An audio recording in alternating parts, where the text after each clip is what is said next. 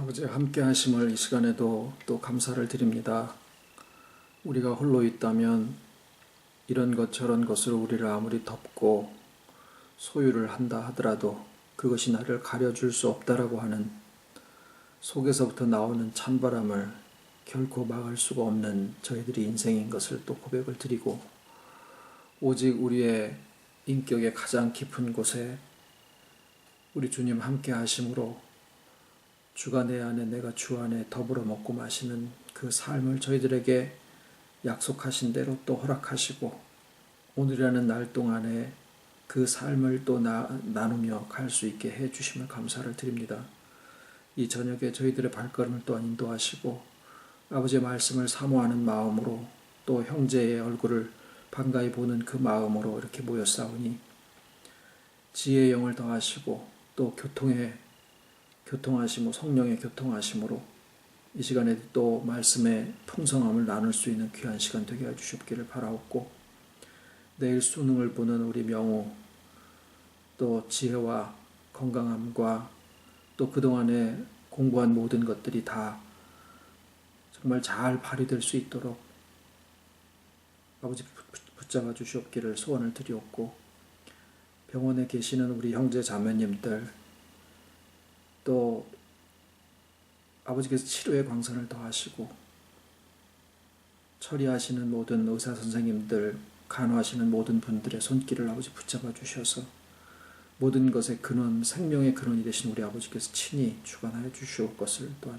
감사를 드리오며, 이 시간에 나누어지는 모든 말씀이 함께 하셔서 저희들에게 회복과 충만의 큰 은혜를 허락하여 주시옵기를 예수님 이름으로 기도드립니다. 아멘.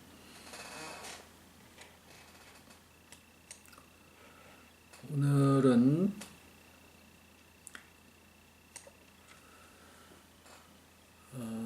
마태, 마가, 누가복음과 사도행전에는 바돌로메로 기록이 되어 있고, 요한복음에는 나다나엘로 기록되어 있는 이 예수님의 제자 중에 하나인 나다나엘을 같이 나누려고 하겠습니다. 나누겠습니다. 나다나엘이 바돌로메다라고 딱 나와 있지는 않은데, 빌립과 함께 거론이 되는 빌립과 바돌로메라고 이렇게 나와 있는데, 이 나다나엘이 빌립에 의해서 예수님을 만나게 되죠.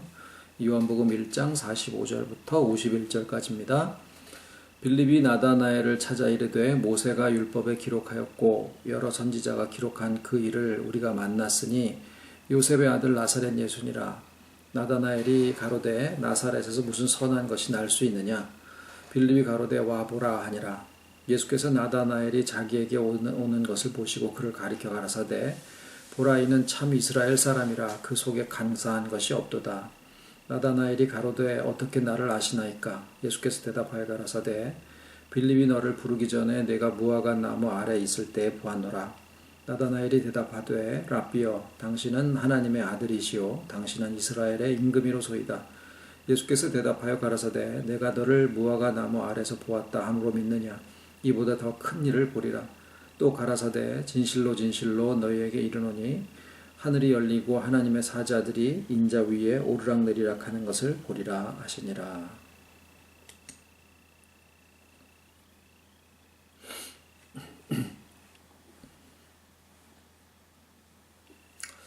나다나엘이 어떤 분인가 하는 것을 짐작하게 할 수 있는 여타 다른 설명이 나와 있질 않습니다. 마태, 마가, 누가, 사도행전에는 그저 바돌로메라고 이름이 그냥 예수님의 제자 중에 거론이 될 뿐이고, 요한복음 1장에 오늘 읽은 이 기록이 나다나엘이라고 하는 혹은 바돌로메라고 하는 이 예수님의 제자에 대한 설명의 전부입니다. 그러니까 나다나엘이 어떤 사람이고 어떤 출신이며, 물론 어부고 아버지의 이름 정도를 바돌로메라는 이름에서부터 추측을 할 수 있게 하고는 있고, 또 나다나엘이라고 하는 것은 여호와께 하나님께로부터 받았다라는 그런 어떤 이름의 뜻 정도를 짐작할 수 있을 뿐이지, 그분이 어떻게 살았으며 하는 것에 대한 그 내용은 찾아볼 수는 없습니다. 이제 그 이후에 초대교회의 교부들에 의해서 이 나다나엘이 인도와 또 다른 곳에서 전도를 하다가 순교를 당했다라고 하는 그런 기록들을 또 찾아볼 수 있을 정도죠. 그런데 이제 요한복음의 나다나엘에 대한 이 부분을 오늘 우리가 같이 읽으신 1장 45절에서 52절까지의 이 말씀을 통해서 주님은 분명히 우리에게 하나의 커다란 가르침을 주고 계시다라는 그것을 우리가 듣고 알면 됩니다. 나다나엘을 이야기를 할 때 무화과 나무 아래서 그를 보았다 이렇게 얘기를 하시죠. 그리고 그에 대해서 예수님이 하신 말씀이 뭐냐면 이는 참 이스라엘이라 그 속에 간사한 것이 없다 이렇게 얘기를 하셔요. 근데 이제 이 부분에서 우리가 어떤 가르침을 주시고 계시느냐라는 것을 생각해 볼 때 흔히 많은 그 주석가들이 이 부분에 대한 설명을 예수님의 영적 통찰력 정도로 어떤 예지 능력 같이 보지도 않고 저기 멀리 떨어져 있는 어떤 상황을 이렇게 투시해서 보듯이 그렇게 알아차리시는 그런 능력이 있으셨구나라고 설명을 하는 것에 머물기가 참 쉽습니다. 우리가 예수님의 신통력이나 예수님의 하나님의 아들로서의 그 어떤 초능력 같은 이런 것을 확인하는 쪽으로 성경이 가르침을 주고 있지 않다라고 하는 사실을 우리가 유념을 해야 됩니다. 예수님이 물 위를 걸으시고, 예수님은 죽은 자를 살리고, 예수님은 보지 않아도 신통력으로 사람들의 속을 또는 지금 무화과 나무 아래 나다나엘이 빌립이 너를 부르기 전에 그 무화과 나무 아래서 뭘 하고 있었는지는 모르지만 뭐 영화를 제작하는 사람은 나다나엘이 거기서 평야를 바라보면서 이삭이 광야를 배회하면서 기도하고 그렇게 했듯이 나다나엘도 기도하다가 빌립을 만났다 이렇게 영화를 그리기도 하고 그럽니다만은 그런 것에 대한 정보는 성경에서는 전혀 주지 않고 있어요. 단지 무화과 나무 아래서 너를 보았다. 빌립이 너를 부르기 전에. 근데 이제 그 부분에서 예수님이 신통력이 있으셨구나라고 하는 사실은 우리가 주님을 믿는 데 있어서 이 사실로 인해서 예수님을 더 잘 믿고 덜 믿고 하는 오히려 예수님이 우리랑 굉장히 동떨어진 존재구나. 우리는 왜? 우리가 예수 믿음으로써 나는 이방에 있는데 저쪽 집에 있는 상황이 어떤 상황인지 가보지 않고도 내가 훤히 알 수 있는 그런 신통력을 기대하면서 신앙생활을 하지는 않거든요. 오히려 그런 게 생긴다 그러면은 이게 뭐야? 이거 어디서 오는지 모르니까 이거 그냥 걷어가 주십시오라고 기도하고 싶은 마음이 생길 수도 있어요. 우리가 예수 믿고 신앙생활을 하는 것은 예수님의 신통력을 우리가 갖기를 원하는 것은 아닙니다. 그러니까 이 내용에서 분명히 예수님은 하나님의 아들로서 우리랑 다른 신통력을 가지실 수 있어요. 그게 우리의 주님에 대한 믿음이죠. 그런데 주님이 우리에게 나다나엘이라고 하는 분을 놓고 가르침을 주려 하실 때 예수님의 신통력 쪽으로 우리의 관심이 기우는 것을 원치 않으신다라고 생각을 합니다. 그러면 오히려 예수님의 신통력 부분을 그렇다 안 그렇다라고 하는 판단을 하지 말고 그것은 잠깐 이렇게 우리가 그것을 잠깐 비켜놓는다고 해서 예수님의 하나님의 아들로서의 능력에 이렇게 가감이 생기는 것은 결코 아니에요. 단지 가르침 부분에 우리가 집중해보자라는 거죠. 그랬을 때 뭐가 보이냐면 예수님의 신통력 부분을 이렇게 옆에 내버려 두고 나면은 뭐가 보이냐면 무화과 나무라고 하는 것이 보입니다. 그러니까 나다나엘을 이야기를 할 때 무화과 나무와 연관지어져서 얘기를 하고 계신다라고 하는 사실이 눈에 들어오게 된다라는 거예요. 그런데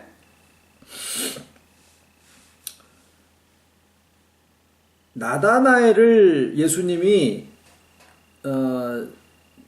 표현하시기를 이는 참 이스라엘이요 그 속에 간사한 것이 없도다. 영어로는 deceit라고 하는 표현을 쓰는데 이것은 뭐냐면 거죽으로만 아름답게 꾸며서 다른 사람을 속이려 함 이런 것들이에요.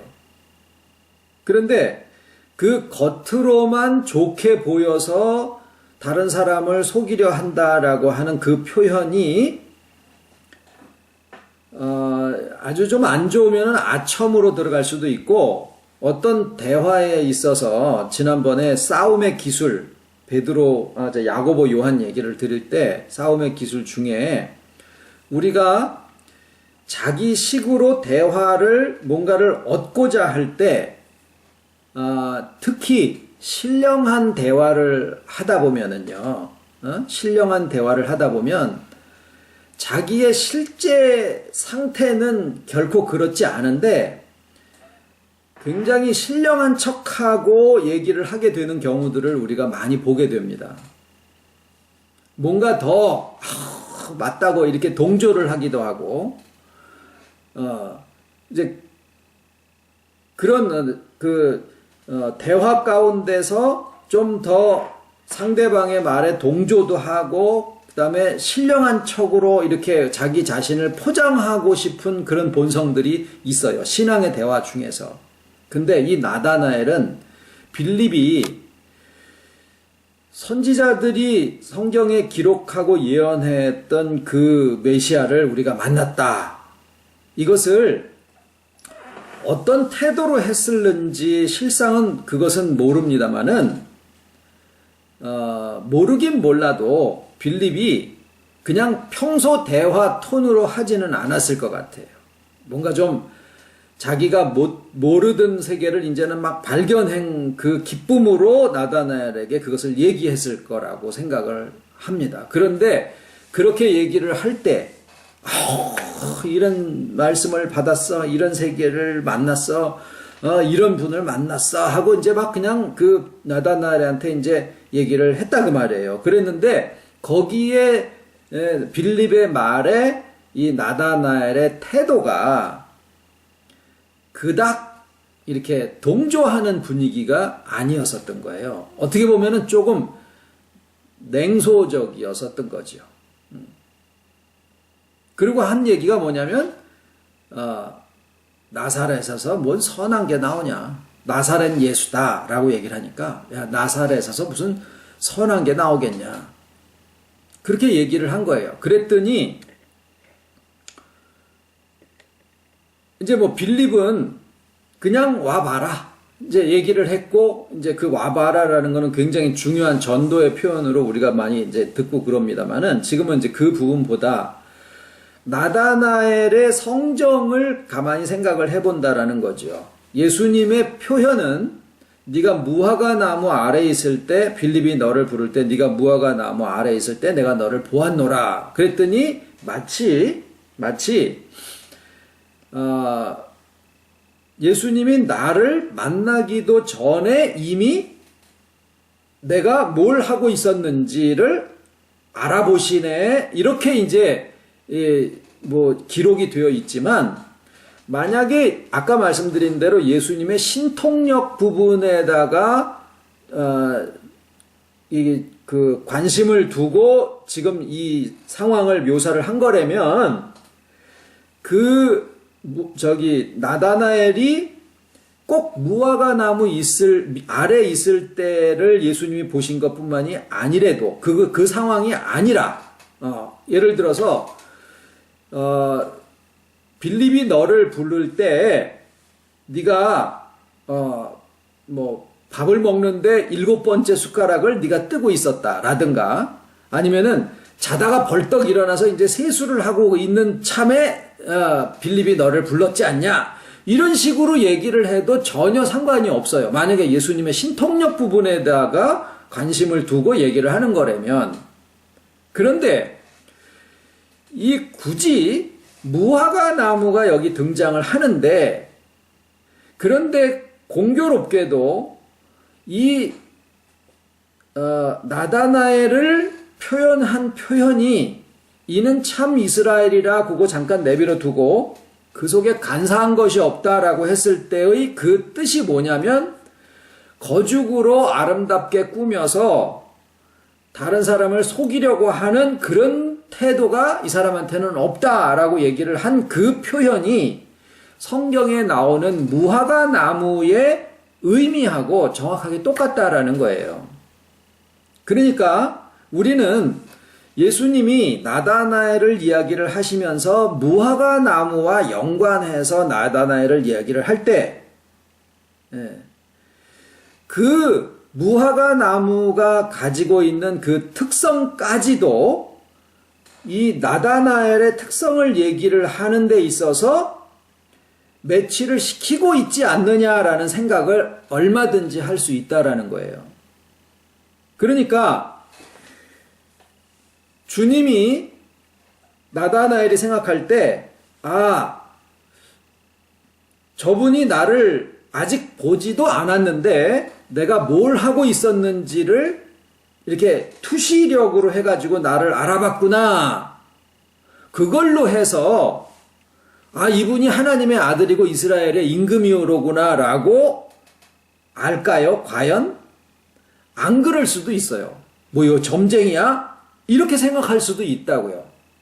그러니까 나다나엘이 예수님한테 이 참 하나님의 아들이시오 이스라엘의 임금이로소이다라고 얘기를 한 그 내용은 오리라 한 메시아에 대한 부분인데, 그 고백인데, 그 메시아에 대한 고백이 자기가 예수님이랑 떨어져 있는데도 그분이 내가 뭐 하고 있었는지를 알아볼 수 있었다라는 투시력 때문에 이스라엘의 임금이요 메시아요 하나님의 아들이다라고 과연 고백을 할 수 있을까?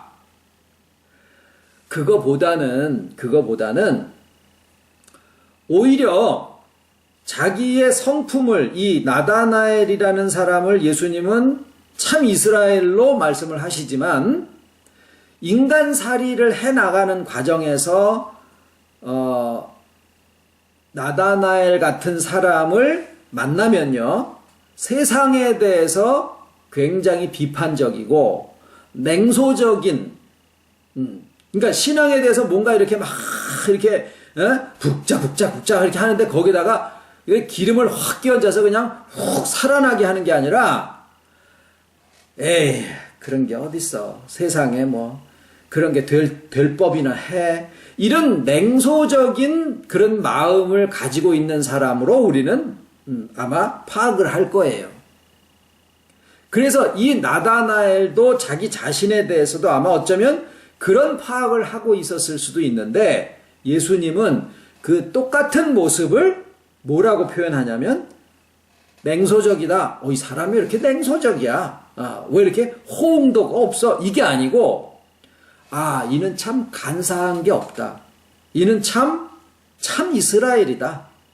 겉과 속이 똑같다. 라고 그 사람의 본질을 인정을 해 주셨다라고 보는 것이 더 낫다라는 거죠. 예수님이 성령으로 니고데모하고 이야기를 하실 때 성령으로 난 사람은 다 그렇다. 그때 뭐에다가 비유를 하시냐면은 성령과 바람을 이렇게 비교를 해서, 바람이 임의로 불매 어디서 와서 어디로 가는지 모르지만 연기가 흔들린다든가 나뭇잎이 흔들린다든가 이런 것을 봐서 지금 바람이 불고 있구나 이렇게 알 수 있는 것처럼 성령으로 난 자도 다 그러하다라는 표현을 하실 때, 헬라어의 성령을 가리키는 말과 바람을 지칭하는 그 단어의 발음이 푸뉴마라고 똑같아요. 그러니까 똑같은 그 스페링까지도 똑같아요. 같은 단어예요. 그런데 이 단어의 유사성, 단어의 동일성만을 얘기하는 게 아니라 바람이라고 하는 물리적인 현상과 성령이 사람 속에서 작용을 해서 나타나게 되는 어떤 인격적인 변화의 모습이 굉장히 유사하다라고 하는 그 현상의 유사성도 예수님이 염두에 두고 비교를 하셨다라는 거예요.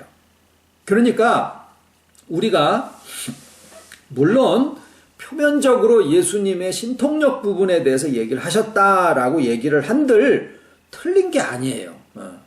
그러나 예수님의 가르침이 우리가 예수님의 신통력 쪽으로 이렇게 관심을 놓게 되면 가르침 부분이 미약해질 수 있다라는 거예요. 그리고 예수님이 사람을 파악하시는 그 내용에서 우리가 주님을 만나가는 과정에서 회복돼 가는 과정에서 충만에 이르러가는 그 성화의 과정에서 뭐를 알게 해 주시느냐 하면 예수님의 신통력 부분을 알게 해 주셔서가 아니라 자기 자신을 인정하게 해 주시는 거예요. 그러니까 사람이 어떤 사람에게 있어서 기적을 바라는 게 아니라 자기 자신이 이해받고 싶다라고 하는 마음이 제일 큰 거거든요. 싸움이 왜 나오며 오해가 왜 나오며 원수지간이 왜 나오느냐? 이해받지 못해서 그래요. 그런데 주님이 우리에게 대해서 내 자신에 대해서 뭘 먼저 갖게 해주시냐면 내가 내 자신이 이해받고 있다라는 거. 그것도 누구한테냐면 자기 자신한테. 자기 자신한테 자기가 이해가 되어지는 거예요. 그 자기가 자기를 이해하게 된다라는 것이 실상은 주님과 연합한 인격 속에서의 회복의 모습이에요. 아, 이게 주님이 나를 보게 하시는 거구나. 저는 뭘 하나를 끝까지 해내는 그 진드감치가 없어서 항상 그게 저의 약점이다라는 생각을 가지고 있어요. 바둑을 둬도 막 기세 좋게 나가다가 마지막에 이제 집을 이렇게 단도리를 해가지고 내 집으로 확보해가는 과정에서 다 무너져 버리고 그런 시기예요. 그러니까 마지막 마무리가 안 되는 그런 것이 있는데, 그러니까 어떤 거 하나를 뭐 12가지를 시작을 했다가 끝마치지를 못하는 것들이 그냥 굉장히 많이 이제까지 왔었는데, 평생토록 그대로 계속 되어 온 것이 하나가 있는데, 그게 뭐냐면은 말씀 붙잡고 온 거 하나예요. 은혜지요. 그런데 지금 우리가 우리에게 이렇게 나누게 해주시는 말씀 가운데서 이제사 뭐가 되어지냐면, 내가 내 자신을 이해할 수 있는 마음이 말씀 가운데서 해결이 되어지고 있다라는 느낌이 저한테 있는 거예요.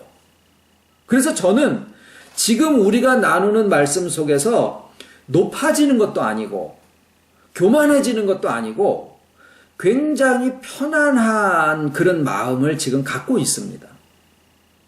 이게 저 자신의 체험도 분명히 있는 거니까, 자신의 간증도 분명히 있어야 되는 거니까.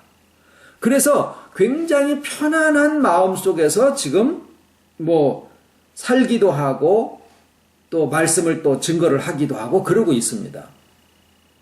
그런데 나다나엘의 경우를 우리가 이렇게 좀 들여다 볼 때, 나다나엘도 아마 지금 우리가 느끼고 있는 것과 같은 그냥 편안하다 이게 아니라 자기 자신이 이해되어지고 있다라는 그런 느낌 속에서 예수님에 대한 고백이 나올 수 있지 않았겠느냐라는 생각을 해보는 거죠.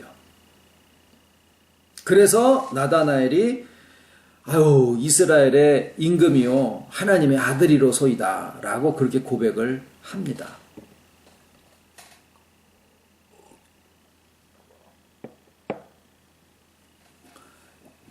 여기까지가 이제 우리의 경험이에요.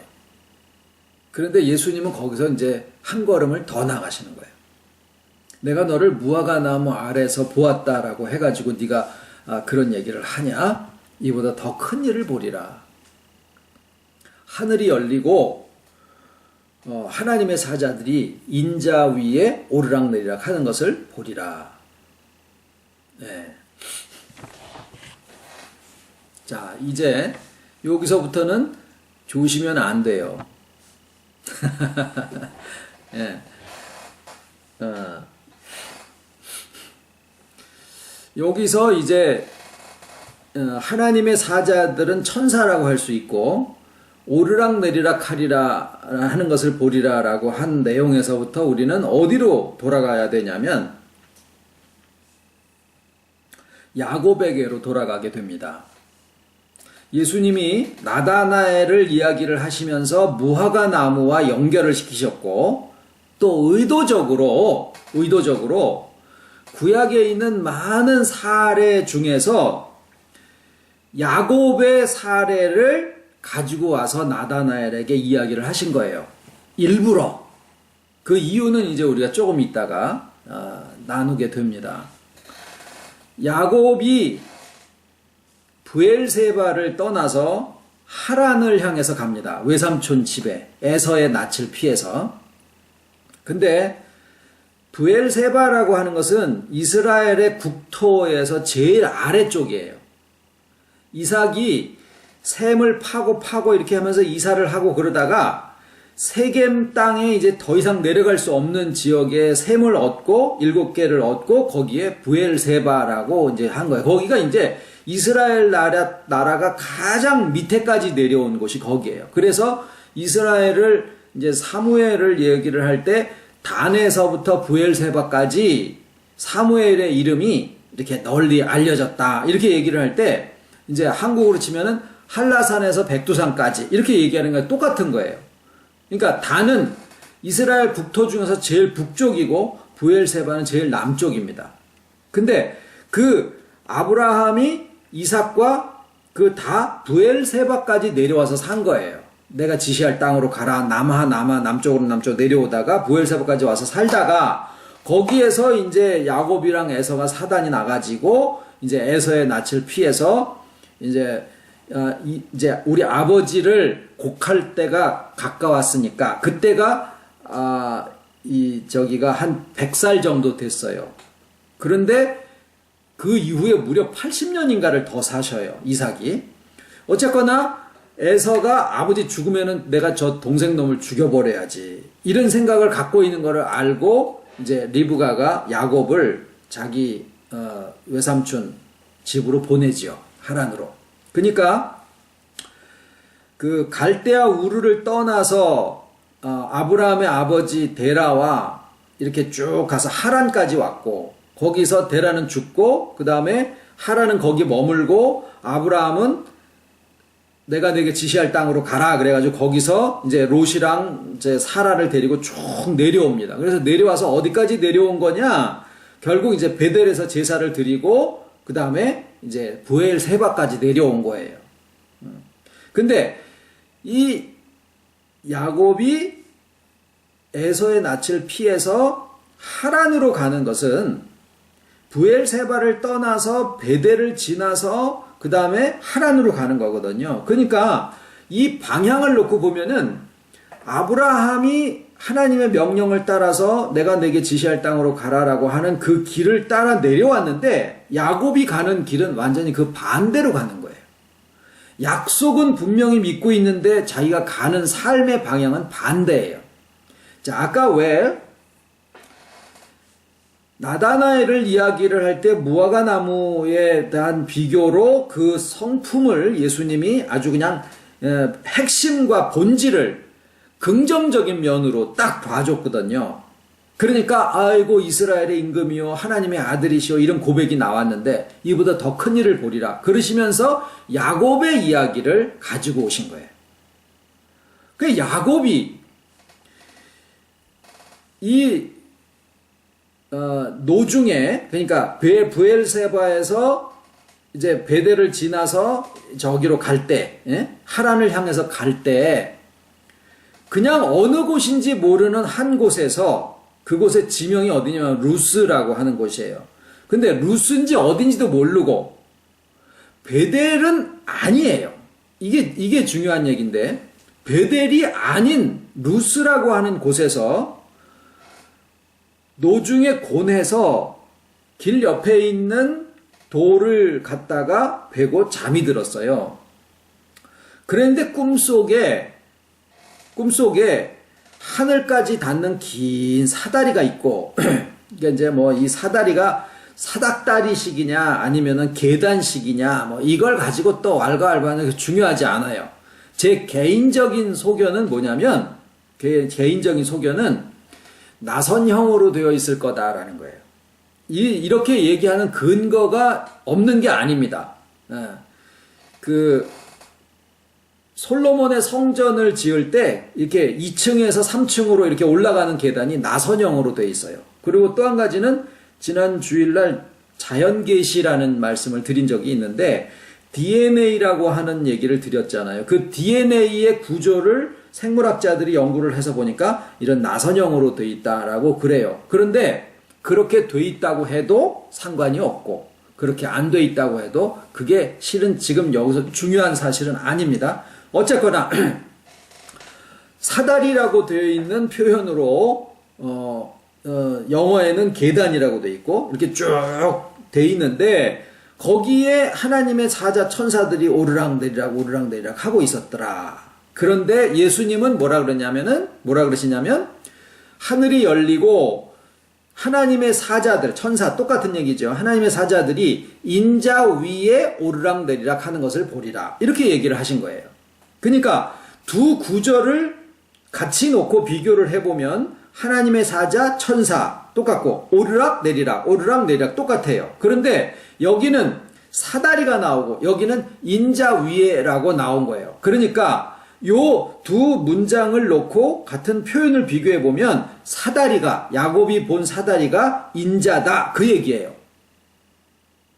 그러면은 사다리가 뭐냐면 하늘과 땅을 이어주고 있는데 인자는 하나님 사람 하나님 그 얘기시잖아요. 결국 그리스도가 하시는 역할이 뭐냐? 사다리의 역할과 똑같은 역할이다라는 거예요. 그런데 그 인자 되심, 그리스도이심 그것이 우리 오늘날 우리에게는 주가 내 안에 내가 주 안에 더불어 먹고 마시고 동행하는 옛날 에녹과 같은 그런 삶을 얘기를 하신 거다라고 하는 거에 우리가 다 동의를 합니다. 그런데 거기에 한 가지는 뭐냐면 베델에 있어요. 이 베델이 누구죠? 야곱이 돌베개를 베고 잔 그 지명이 베델이 아니에요. 뭐라고 되냐? 그 원래 지명이 루스더라. 그런데 그곳을 뭐라고 했냐면 하나님의 집이구나. 아, 여기는 하늘의 문이고 하나님의 집이구나. 하나님의 집을 히브리어로 하면은 벳엘이라고 합니다. 엘이 하나님이시고 나단 그러면 주다 이런 뜻이거든요. 그러니까 나다나엘 그러면 하나님이 주셨다. 이거고 베델 이게 벳은 집, 엘 하나님의 집 그 말이에요. 그러니까 이 지명을 베델이라고 하자라고 한 개념이 아니라 왜냐하면 베델이 따로 있어요. 이미 아브라함 때부터 베델이 있었다고요.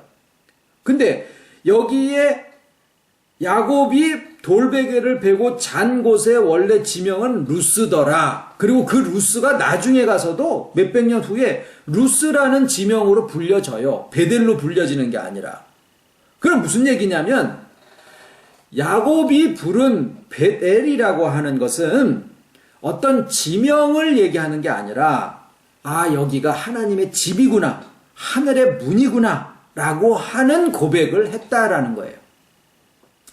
그곳이 부엘세바일 수도 있고 바단 아람일 수도 있고 예루살렘일 수도 있고 어디든지 상관이 없이 이 야곱의 마음에는 내가 돌베개를 베고 잔 이곳이 하늘의 문이고 하나님의 집이구나 라고 하는 고백을 아, 여기가 베델이요라고 이야기를 한 거예요.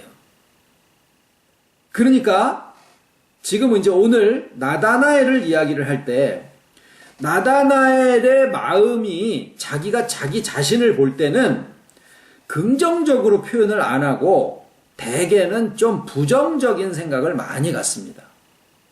피부가 하얀 사람은 일부러 돈 줘서 태닝을 하고, 피부가 까만 사람은 수세미로 박박박 밀어서 피가 날 정도로 해가지고 뭐 덕지덕지 바르고, 서로가 다 자기가 가진 것은 좀 안 좋다라는 생각이 기본적으로 있어요. 사람들은 다 그래요.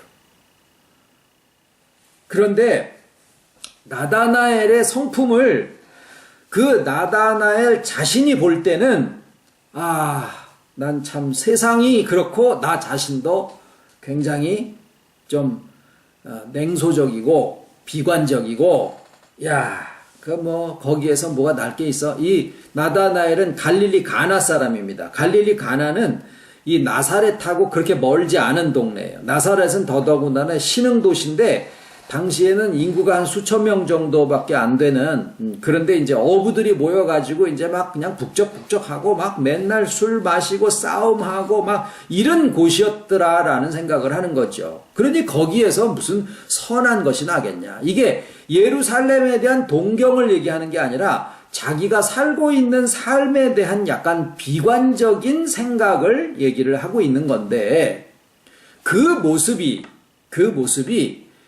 야곱이 아브라함의 신앙의 여정을 거슬러서 되돌아가고 있는 것과 같은 양상이다, 그 말이에요. 예수님이 이 두 사실을, 나다나엘의 성정과 신앙에 대한 마음과 야곱이 가고 있는 그 상황의 유사성을 딱 끄집어내셔가지고 나다나엘에게 성정 면에서는 넌 간사한 게 없어. 그리고 넌 참 이스라엘이야. 그 사람의 본질을 그대로 인정을 해주시는데, 자기가 자기를 보는 인식으로가 아니라 하나님의 눈으로 그 사람을 봐주신 거예요. 그러니까 아이코, 나를 알아주는 분이시네. 하나님의 마음으로 나를 알아주는 분이시네. 그게 하나님의 아들이시오 이스라엘의 임금이로소이다라는 고백으로 나온 거예요. 그랬더니 네가 무화과 나무 아래서 내가 널 봤다고 해서 너가 그런 나를 믿는다고 그러냐? 이거보다 더 큰 일을 보리라. 하늘이 열리고 인자 위에 천사들이 오르락내리락 하는 것을 보리라. 어디로 갑니까? 생각이 야곱으로 쫙 가는 거예요. 야곱이 브엘세바를 떠나서 하란으로 갈 수밖에 없었던 그 모든 상황이 지금 나다나엘이 살고 있는 그 시대의 비관적인 그 역사적인 현실과, 왜 그렇습니까? 왕통도 무너져요. 성전도 다 허물어졌어요. 선지자도 안 온 지 400년이 넘었어요. 막 이런 어떤 절망 속에 그래도 남아있는 것은 뭐냐면, 내 마음속에 하나님의 약속에 대한 거 하나하나는 다 가지고 있었던 거예요. 야곱이 하란으로 가는 그 길에 아브라함이 내려오신 길을 거슬러 올라가 하려고 하니 얼마나 자기 자신이 한심하겠냐고요. 세상의 위협을 피해서 어떻게 보면 먹고 살라고 하는 내 목숨줄 하나 붙잡고 가자고 그 아브라함이 온 길을 거꾸로 거슬러 가는 입장인데, 우리가 세상 살아가다 보면 이런 마음들 마치 먼지와 같이 하나님의 신앙과 역행해서 가는 것과 같은 그러한 비관적인 자기 자신의 모습을 발견하고 그냥 낙담해 버릴 수밖에 없는 그러한 현실을 우리가 부딪힐 수밖에 없는 때들이 많습니다.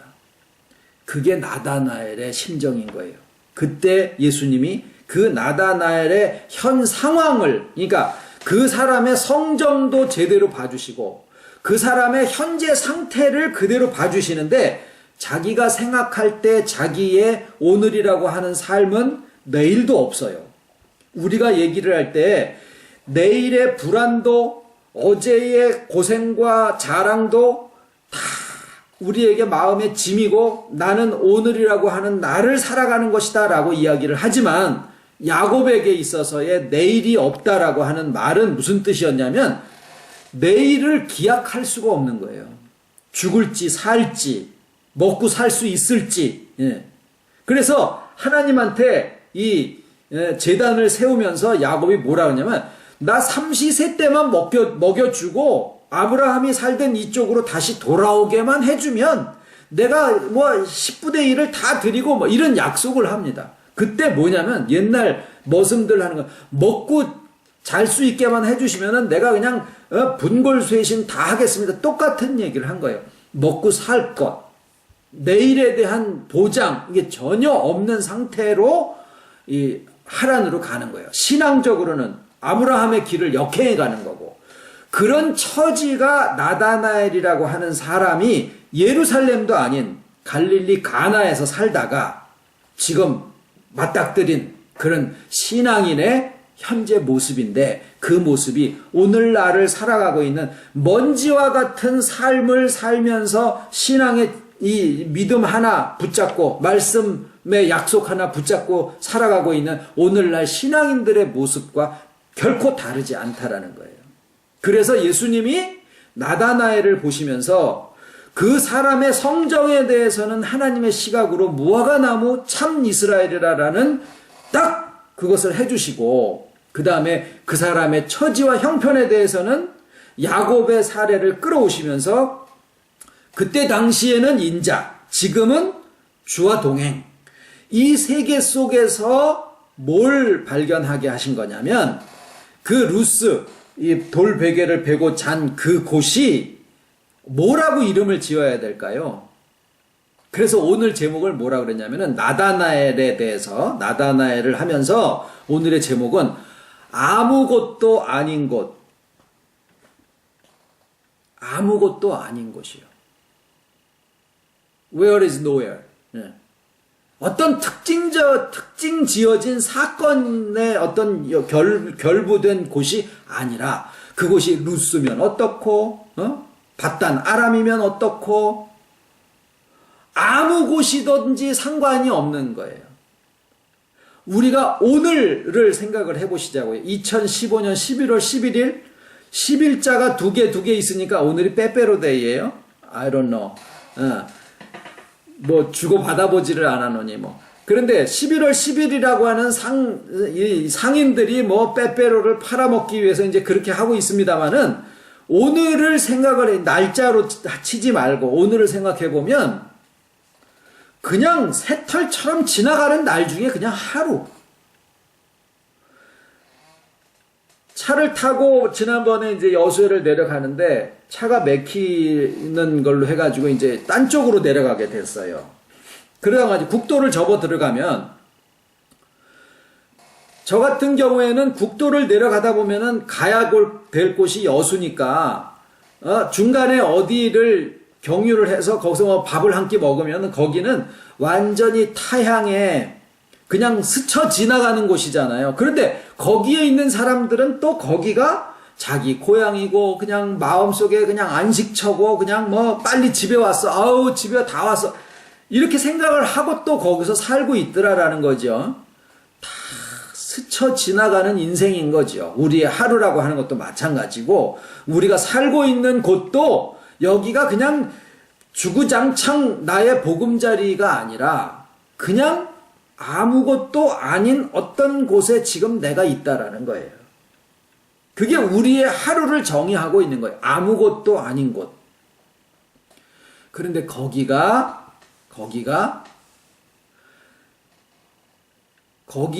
그저 돌베개를 베고 잔 거예요. 그랬더니 그곳에서 뭐가 열린 거냐. 하늘이 열리면서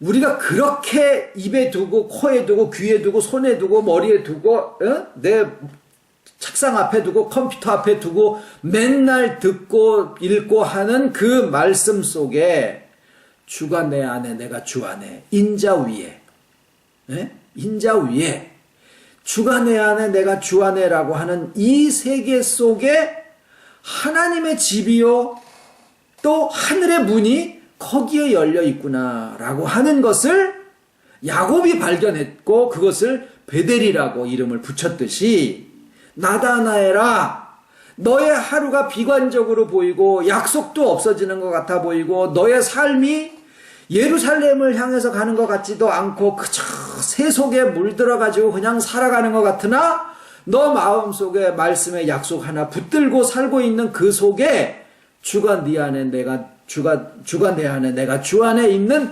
그 동행하는 삶 속에 하나님의 문이고 하늘의 문이고 하나님의 집이 거기에 있다라는 것을 네가 발견하게 될 것이다 라는 얘기를 하신 거예요. 나다나엘에게. 야곱에게 얘기하셨던 그 얘기가 그때 야곱에게 나타나셨던 그 주님이 나다나엘을 만나주신 그 주님이고 그 주님이 오늘날 우리와 동행하시는 그 주님이에요.